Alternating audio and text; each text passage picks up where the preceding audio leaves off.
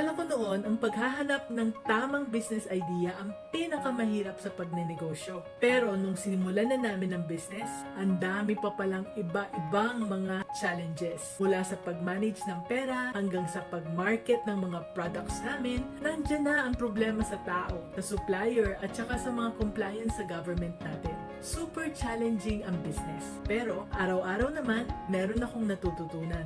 At nakaka-inspire ito. Sa bawat problemang nalalampasan ko, mas dumadami ang aking natututunan bilang isang business owner. Ito ang aking na-realize mula sa pagkakaroon ng tamang business idea, sa patuloy na pag-aaral, pag-a-adapt sa mga pagbabago sa nangyayari sa ating paligiran, at saka sa pagharap sa mga challenges na dumarating. Ang business ay parang isang walang katapusan na journey na super exciting. Hindi ba? Kaya be business-minded Pinoy, kaya mo yan. Mahirap ba ang paghahanap ng magandang business idea?